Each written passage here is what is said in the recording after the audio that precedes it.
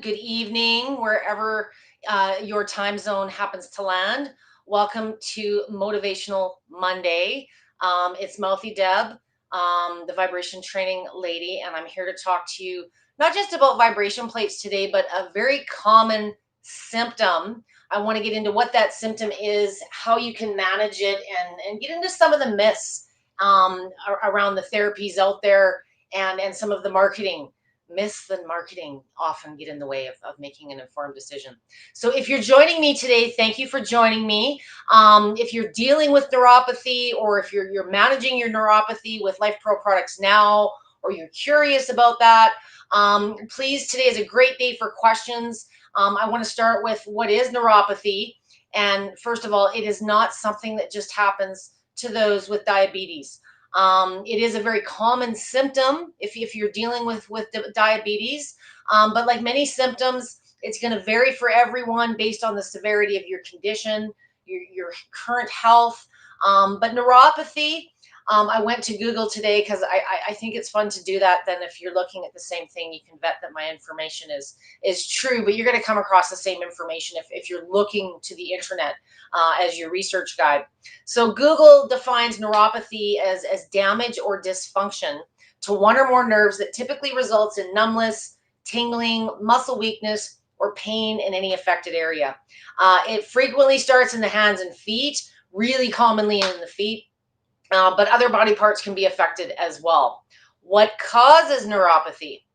There are many causes to neuropathy. Diabetes being the number one cause as far as the United States. And I think it was estimated that 20 to 25% of the population is affected to some degree with neuropathy. So here's, interestingly enough, some of the other causes. Certainly trauma, if you're in an accident, medical trauma, sometimes a condition can cause trauma to your system. So trauma can cause neuropathy for sure. Chemotherapy. So if you've had treatment for chemotherapy, that's not an uncommon side effect after you've gone through the treatment. Alcoholism and autoimmune diseases are also very common reasons, or people that are dealing with those disorders and conditions develop neuropathy.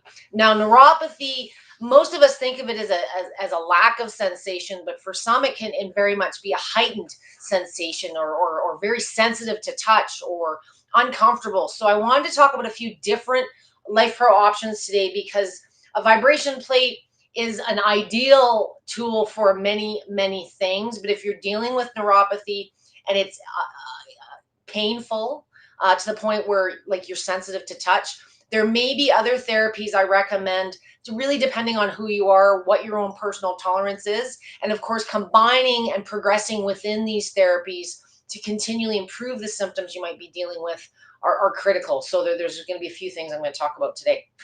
Again, if you're joining me and it's about neuropathy in your day, or maybe you're helping someone manage the symptoms of neuropathy, please join the conversation. Let me know where you're from, how you're managing your neuropathy. Maybe you've got a new diagnosis, things like that.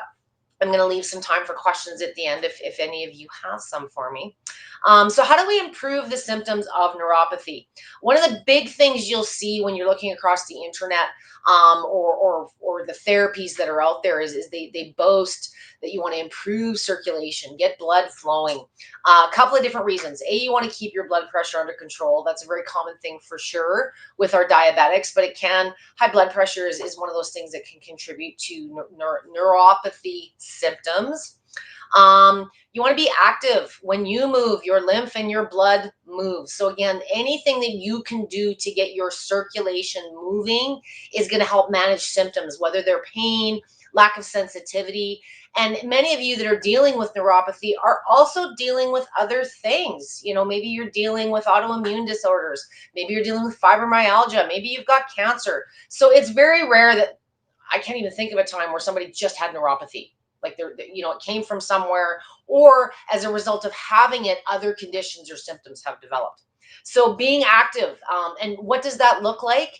It depends on you, where you're physically starting, what your tolerances are, how strong you are, fatigue levels.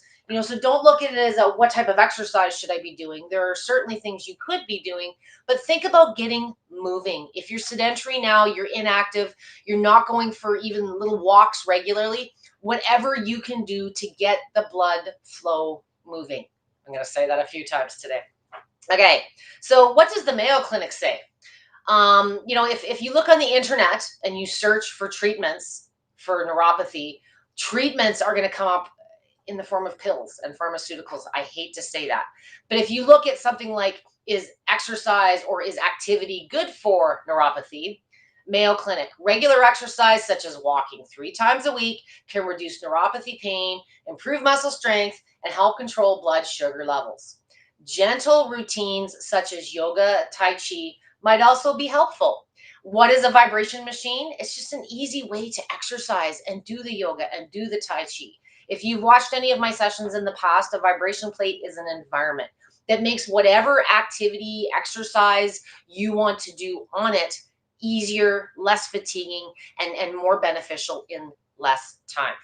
Are there any risks to a vibration machine? If you start searching on the internet, what are the risks of vibration therapy? The internet kind of gobbledygooks and you start running into other terminology. I've talked about this in other sessions, but from this trainer's experience, what is the risk to using a proper vibration plate? There are none. The worst you're going to do is over exercise yourself and you might be pooped out a little the next day. But it's important to know what a proper device is and what exercises you personally should be doing on it for your situation. Perhaps you are dealing with other things. Perhaps you suffer from fatigue. Perhaps you're dealing with cardiac or respiratory issues and you doubt yourself. So there's ways to start being active responsibly and conservatively, and a vibration plate just makes that easier. Some things that will come up and have come up commonly is people sometimes with neuropathy, or they develop sensation issues through the use of vibrational tools or workplace equipment. So rewind here. You want to use vibration to fix something that potentially caused it. I hear this question commonly from a lot of people, so I'm going to put myself out there on the dartboard today and be the target. There is a huge world of what is called ISO, or occupational guidelines, and they're guidelines you'll see posted in the common lunchroom, in your workplace safety manuals. But ISO guidelines regulate things like, working with industrial vibration equipment that produces vibration. So dampers, jackhammers, maybe you're driving a big truck all day long. And sometimes that gets mixed up or used as a marketing deterrent against vibrational therapy tools, vibration plates, rollers, foot massagers. There's all kinds of things out there that vibrate and claim to improve neuropathy. But if you've suffered a sensitivity issue or developed neuropathy on the workplace, it's kind of hard to connect how one can help the other. And I just wanted to briefly explain the differences between the two. Occupational vibrational exposure typically is very high frequency. So frequency is one part of the equation. So frequency on like a tamper or a jackhammer is something like 100 to 300 hertz. On your average vibration plate, none of them should exceed about 50, 60 hertz, depending on the type of technology that you're dealing with. But there's only 2 types of technologies I tend to support in using, and they're very validated. But yeah, top frequency, 50, 60 hertz on a vibration plate in comparison to 1, 2, 300. The other risk of vibrational occupational exposure is durations. So excessive frequency or excessive durations, meaning you're that truck driver, and maybe the frequency range isn't as high, but you're sitting on that tailbone for 8 to 12 hours a day, 5 to 6 days a week, 40. It's excessive time or frequency that accumulates to sometimes sensitivity issues. So that's a completely different topic. If you're looking online or you're talking to someone about your vibration plate and they bring up ISO guidelines and say, oh, vibration can be very bad, they do not know what they're talking about, or they do, and they're using it to play on the fact that you may not understand that there is a very, very big difference. Sometimes when we talk about how long can I use my vibration plate during, some of the discussions that occur, that there's a reason that we typically recommend, 30 minutes to an hour. We have not established vibration guidelines as far as exposure. There's too many frequencies, there's too many variations, too many types of plates out there to validate everything. I have brought some science into the equation. I'll have my buddy Lauren here share in a bit. But on the occupational stuff, there's tons and tons of studies in the workplace environment that have been done, and there are potentially detrimental effects. But I do assure you, it's a completely different thing than bearing a weight or doing exercise on a vibration plate. So know that that's more related to lots of high frequency and long duration of exposure. So how can a vibration machine or some of the other tools that I've got here that I want to talk about today improve your symptoms? So as I said, there are no risks to using a vibration plate. But it is important to understand what type of device that you're using. And I just ask that you use common sense in applying how you start conservatively. Starting conservatively is what I recommend, but what that looks like is going to vary. If you can't stand on the floor for 5 minutes, I don't recommend those 5 minutes be on a vibration plate for the first time. They accelerate the effects of what you're doing on the floor. So conservative means less time, more often, not starting at a slow speed or a slow setting. Reduce your time. You can always do a little more later, but it's really common if you're dealing with neuropathy that you do have associated symptoms. And one of the big symptoms is fatigue. So I'd like you to learn how to use these devices to boost the energy and reduce sensitivities versus draining yourself and taking away energy that you do have. So vibration plates for exercise or therapy is what we're going to start with. I also want to highlight red light as a very good alternative. If you're starting out with major sensitivity, and I'm going to use my feet as an example. It's probably the most common area that people are affected with neuropathy, or it's one of the most, especially if you're diabetic, it's one of the most common areas that you notice a little bit of a pins and needles, or your feet start getting cold more consistently, or they're white, the coloration isn't there. Again, there's a degress in your circulation. We need to improve that circulation. So if you are dealing with neuropathy in your feet, one of the big things I want to make sure is you're not standing when you start using a vibration plate. Why is that important? Typically, when you're dealing with neuropathy, you're dealing with sensation issues. You're usually lacking balance. You may be lacking coordination. Your feet may feel heavier. And if you have, a little bit of stumble action during the day, or you tend to be bumping into walls, I want you not to start in an environment that's going to challenge your stability. So a vibration machine does a phenomenal job short term, even within one session, of improving your balance and flexibility. But I want you to become assimilated, become comfortable with how this feels, and kind of think of it like renovating a house. We're going to start with the foundation. Let's get some blood flow in those feet and those legs before we progress to something more challenging, okay? There's a bazillion videos that we have provided between myself, Amber, and Roseanne once you're able to stand on a plate. But if you're reluctant to stand on the floor for long durations, or you do suffer with stability, I want you seated for the first week or two and start seeing and experiencing some improvement in the sensation. You will feel more confident and more stable on the plate, progressing that way in my experience, than putting yourself on here, giving yourself a spook, and being afraid to try it again. So guess what's happening while I'm sitting here doing nothing? My circulation is improving. My feet are moving back and forth without me having to put one stitch of effort forth. If you're finding this is intense, and I always start with a mid to higher speed range, it's smoother, it's less choppy, but I don't want your feet really wide.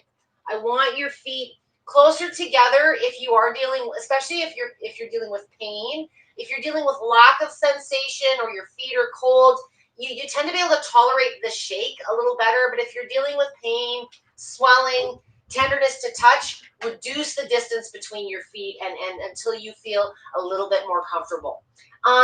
Why is a vibration plate also different than a jackhammer or a truck or some of this workplace stuff I talked about? Is it's typically very short in duration. So if you're starting with a vibration plate specifically to treat the symptom of neuropathy, we're not looking at other goals. We will get to those once the neuropathy improves.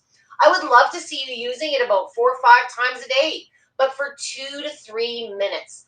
Just start spot treating, getting some circulation going as you need it throughout the day. The side bonus is going to be you're going to boost energy. Those little sessions are going to make you feel more stable so that you can have a better quality of your day. They also, as I mentioned earlier, they operate at much lower frequencies than industrial equipment. And a vibration machine is something that you can start with to get the stimulation going, but you can also progress to weight-bearing exercises. So it can kind of be your therapeutic feel-good to address symptoms, but if you're reluctant to do exercises now, don't go to the gym. It's not your thing. Walking isn't your thing. Maybe you're dealing with bad hips or knees.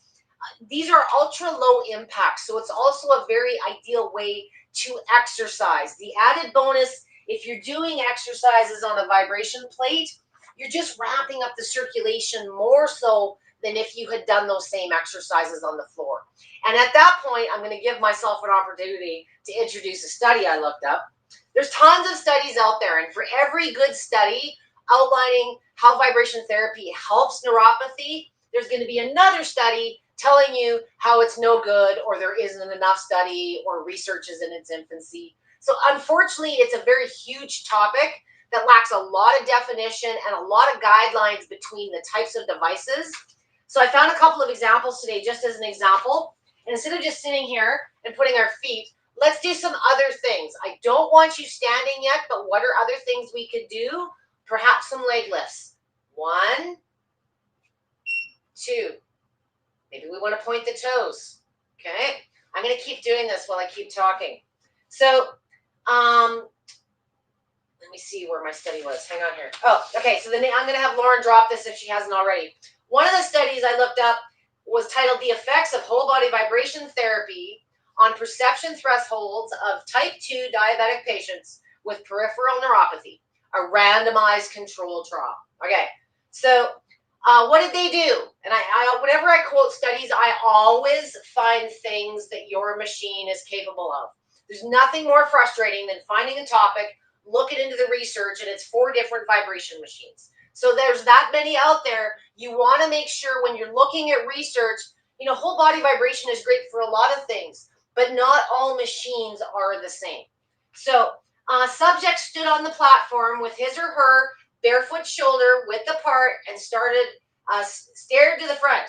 Subjects bent their knees a little, 30 degrees, so that the vibration did not reach the head. And to prevent falls, the subject held a railing. Anyone who felt fatigue or dizziness could take a rest. So what did they do? The training performed was a frequency of 12 hertz, which is in your higher range on your oscillating mode. Most of Life Pro's machines are capable of 14, 15 hertz. So those high ranges, it's never an exact number. And the amplitude was 1 to 3 mil. The reason I pulled this study out is I want you to start thinking intensity is 2 factors. It's the speed of your machine, how many times it's shaking you. But the more important and less talked about measurement is the amplitude, which is how close or how far apart your feet are. When your feet are wide on your vibration plate, I'm on the 4D plus right now, and I'm moving, I think, 7 or 8 millimeters. In this study, they're using 1 to 3 millimeters. That's like dead center with your feet, and they're seeing improvements.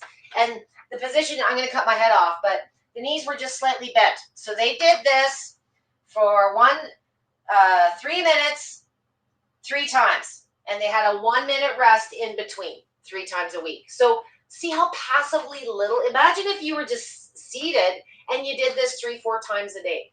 You're going to see improvement almost immediately. What I will caution is because you're feeling an improvement in sensation, and that's not uncommon in the first use of a machine, please don't overdo it. It's very easy to overdo it, but keep your sessions under 5 minutes if you're dealing with severe neuropathy, and try using your platform a couple times throughout the day getting started versus one big long session that could potentially drain you, increase swelling. Everybody adapts to this environment differently, and we don't know what else is going on with your makeup. So start conservatively, not slow. There's a different terminology there. So further on this one, the conclusion research, and I've had Lauren has dropped the link to this. It says this case study provides the first evidence. No, these have been studied since the 70s, but the first evidence that whole body vibration can be effective and a relatively inexpensive therapeutic modality compared to prescription drugs to treat patients with painful diabetic neuropathy. That sounds pretty positive to me. No side effects, no invasive surgeries, no potential other side effects due to pharmaceuticals. I looked something else up here and I found a short article, and it was a really poor example. It had 3 different studies referencing 3 different machines, but after I read pages and pages of good stuff, kind of at the end, it basically diverted me back to, but here's a drug we can sell you.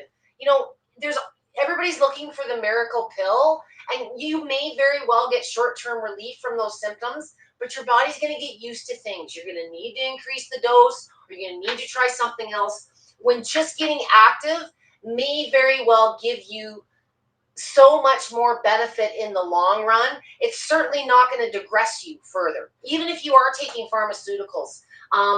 Getting active and getting your blood moving, progressing to standing exercises, bearing your weight is going to keep the bones, the tendons, the ligaments strong. It's about quality of life. So let's start improving that.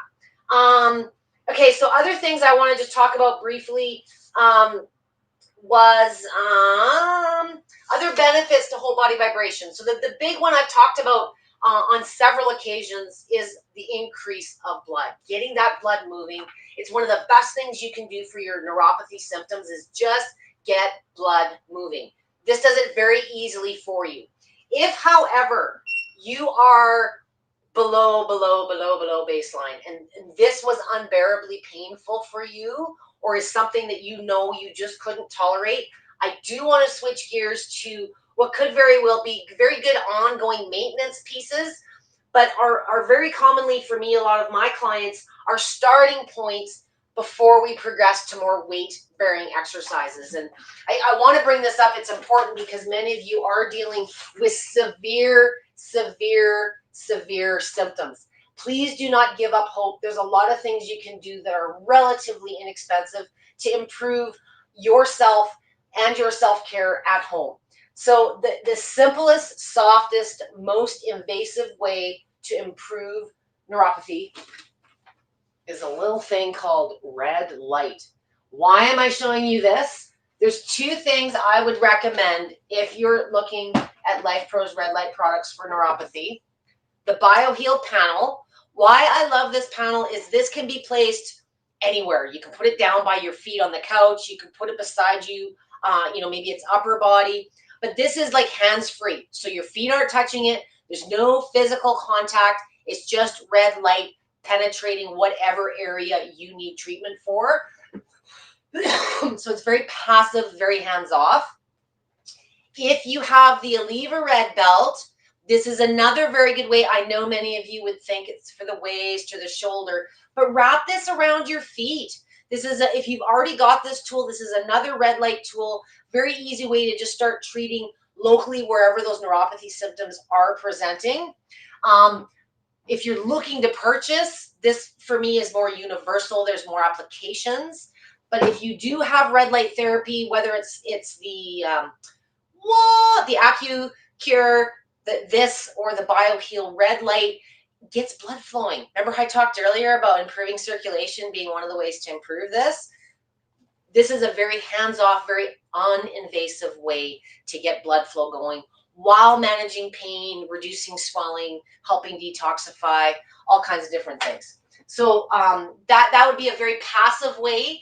And you could, if you have a vibration plate, you could still do some exercise. But if you are dealing with severe neuropathy, sometimes something like red light prior to doing your physical therapy time or your vibration plate or even going for your walk will reduce sensitivity, improve your stability and your balance, reduce the risk of falls.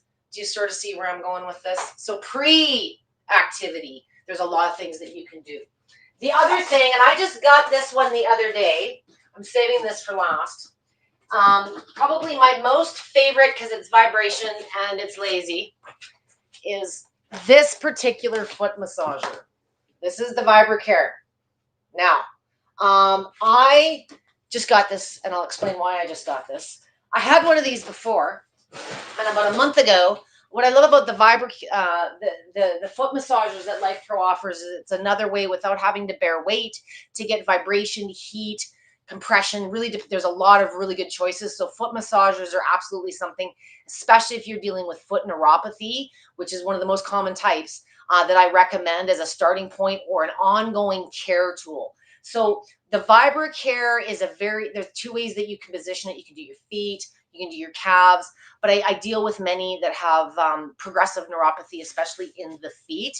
And about a month ago, my uncle was over for my daughter's birthday party, and everybody's hanging out in the yard. And he would never go near a vibration plate or anything exercise related. That's just he works hard as a mechanic, and he doesn't need to do any of those things. So I don't push. But his neuropathy, he's dealing with diabetes later in life, and neuropathy is becoming very present, not just in the feet, but it's starting to travel up to the ankles. So if you notice progression, you need to start doing something, because it's not going to degress. It's just going to, if you're not doing anything different, don't expect your situation to change. So he kind of pulled me to the side and he said, you think one of those machines, might help if I put my feet on it? And he doesn't live in the same town as I do, and I didn't really want to send him home with a vibration machine and stand on it, and me not be there to help him. So I sent him home with my Vibracare and said, here, look it, you can do this. Just put your feet on it. You can do it on the couch. He likes to sit in his greenhouse and watch his tomatoes grow. So I said, it's not too heavy. You could put it up on the table and put your hands on it, but his feet are really bad. So he took it home, and I didn't hear from him for a few days, and then I got a voicemail. I got this voicemail, and it was, "Hi, Debbie, it's Uncle Don, and I just wanted to know, how often I should be using this thing. Please give me a call back." And usually when people ask me those type of questions, they're not calling for permission. They're calling for forgiveness. So I said, okay, and if there was something really, really wrong, he would have phoned me before then. So I didn't want to push. And yeah, I said to him, so, well, how are you feeling? And he said, well, awesome. Like the sensation improvement was remarkable, and he gets excited about nothing, but he was raving. And he said, but how often am I able to be using it? And I said, well, it really kind of depends on you. Like, how long have you been using it? Oh, about 3-4 times a day for a half an hour to an hour. You know what, at almost 80, if it's making him feel better and he's not feeling anything other than uplifted and less pain, it's hard for me to put parameters on things that make you feel good. I don't think there'll ever be a cookie cutter limit of how much you can expose yourself to vibration. And a foot massager is different than doing exercise on a vibration plate where you're bearing load. So, I think if you are overdoing any of these modalities, you may notice a digression in your symptoms, or maybe you're not noticing an improvement. And sometimes if you're using, whether it's a vibration therapy or a red light therapy for your neuropathy, if you notice things are kind of plateauing, sometimes it's like exercise. Your body gets used to things and you need to mix it up. So if you've been using them consistently, and you've seen improvement, but you're kind of, bridging, flattening out, take a break, take a day or two off, and start back at a different setting, a different intensity, be it higher or lower. Just do something different to kind of reset and trick your system into going, wait a minute. It gets used to anything after a period of time. So mix things up, and add other therapies together to get better benefit, more optimal outcome. So again, depending on the level of severity of your symptoms and your overall physical being, it's really going to determine where you start. But there's absolutely so many things in your control and your power that are non-invasive, that you don't need to get a prescription for, that can improve your situation. The key is getting them and using them regularly. So I've seen all kinds of miracles with neuropathy over the years, with my vibration plates. And whether it's a roller, whether it's a foot massager or a vibration plate, vibration has been shown to improve the symptoms of neuropathy. Where you start and your tolerance is what's going to vary. So be conservative. When you start, less is more, less time, and do more sessions as you feel you need it to boost the energy and the circulation versus doing a big long one and perhaps draining yourself. So following recommended guidelines as comes in your book is fine, but keep in mind, usually that's addressing a baseline of health. If you're dealing with a medical condition or you're very, very sedentary dealing with those types of issues, 10 minutes cookie cutter out of the box isn't always the best place for you to be starting. And experiment, listen to your body and what it's telling you. I do not know if I have any questions here today, so I'm going to start and see if I do. Hello, Debbie Olson. I think I'm saying that right. I have this, love it. Not the neuropathy, I hope. I hope you're talking about the vibration plate or some of the tools that I outlined today, and I'm going to make sure that they're back in camera so you guys can see what I was talking about today. Right? There's never one perfect tool for every person, lifestyle, or moment in time. But if you understand some of the basic benefits of what you're trying to accomplish with some of these conditions, it's a little bit easier to navigate, what might bridge the gap. If you're going camping for the weekend and you've been having some really good luck with your vibration machine, but you can't plug it into the tent, well, maybe charge up your Eleva belt or your Eleva Red or your LumaCure. There's lots of portable options as well. You don't need to suffer throughout the course of the day. If you're not home, many of these therapies are available to you at the office, under your desk.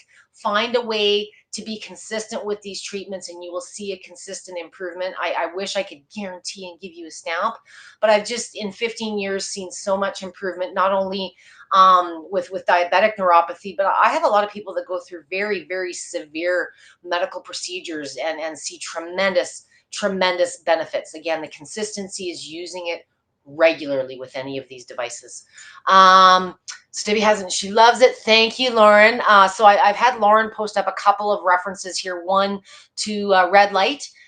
It was more of a review of several red light studies, but definitely spoke to the benefits, especially of the infrared at that 850 nanohms.